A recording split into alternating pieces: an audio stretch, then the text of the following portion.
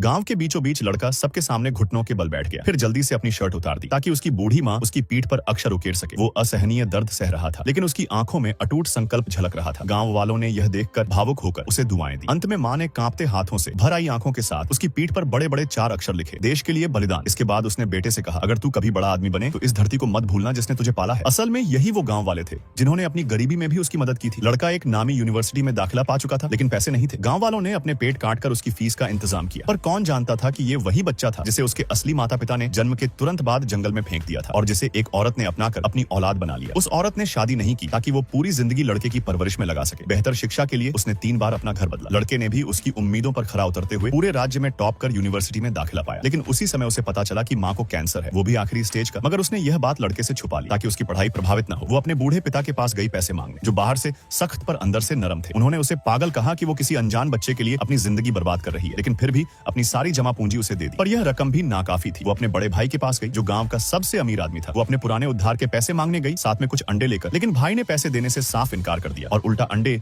जमीन पर पटक कर उसे भगा दिया। औरत जमीन पर टूटे अंडों को देखती रही। उसे एहसास था कि उसका भाई ही उसकी आखिरी उम्मीद है, इसलिए वो घुटनों के बल गिर पड़ी और अपना सिर जमीन पर इतनी जोर से मारा कि खून बह निकला। तभी लड़का आ गया और माँ को उठाने की कोशिश की। वो मामा से भिड़ गया, लेकिन शारीरिक ताकत में कमजोर था और एक लात में ही गिर पड़ा। मामा अब भी ताने कस रहा था और तभी लड़के ने कसम खाई, एक दिन जब मैं कुछ बनूंगा तो भले को भला और बुरे को बुरा लौटाऊंगा। घर लौटकर माँ ने उसे समझाया, बेटा चिंता मत कर, मैं जरूर पैसे जुटाऊंगी। लड़का बोला, माँ अब मुझे पढ़ाई नहीं कर। एक सच्चा मर्द दिल से हार नहीं मानता। लड़का, माँ मैं नहीं चाहता कि तू अपमान सहो, मैं नहीं चाहता कि तू मजबूरी में जिए। माँ चिंता मत कर, माँ के पास रास्ता है। और उस रास्ते में माँ बार बार अस्पताल जाकर खून बेचती रही, यहाँ तक कि डॉक्टरों ने मना कर दिया क्योंकि वो हद से ज्यादा बार जा चुकी थी। फिर भी पैसों की कमी बनी रही। तभी लड़के की बचपन की दोस्त को यह बात पता चली। उसने अपने सख्त पिता से पैसे लेने के लिए जान तक की बाजी लगा दी। जब गाँव वालों को यह सब पता चला तो उन्होंने भी अपनी बचत से पैसे निकालकर उसकी मदद की। यही वो पल था जब माँ ने बेटे की पीठ पर अक्षर लिखे और उसने गाँव की उम्मीदों के साथ पढ़ाई का सफर शुरू किया। लेकिन किस्मत को कुछ और ही मंजूर था। लड़की के पिता ने उसे नकली पैसे दिए थे। इस वजह से लड़के को यूनिवर्सिटी छोड़नी पड़ी और वो मजदूरी करने लगा। इत्तेफाक से उसकी मुलाकात एक ऊंचे ओहदे वाले इंसान से हुई और वो सेना में शामिल होकर सीमाओं की रक्षा के लिए तैनात हो गया। 4 साल बाद जब उसने युद्ध में खुद को साबित कर दिया और एक महान सेनापति बना, तब वह घर लौटने का फैसला करता है। लेकिन गांव में उसकी माँ को अफवाह सुनने को मिली, तुम्हारा बेटा गद्दार बन गया है, उसने देश से गद्दारी की है। उसे गांव की पंचायत में बुलाया गया। वो यकीन नहीं कर पा रही थी कि उसका बेटा ऐसा कर सकता है, पर लड़की के पिता ने सबूत दिखाए, जैसे कि लड़के ने कभी फीस नहीं भरी, गाँव वालों के पैसों से ऐश की और अब देश से गद्दारी कर रहा है। गाँव वालों ने बिना सच्चाई जाने उसे गद्दार मान लिया। ये सब एक साजिश थी। लड़की के माता पिता और सरपंच ने मिलकर ये झूठ फैलाया ताकि लड़की लड़के का इंतजार छोड़ दे और किसी और से शादी कर ले। तभी किसी ने चिल्लाकर कहा, जनरल मेघराज आ गए। लड़का आया, माँ मैं आ गया।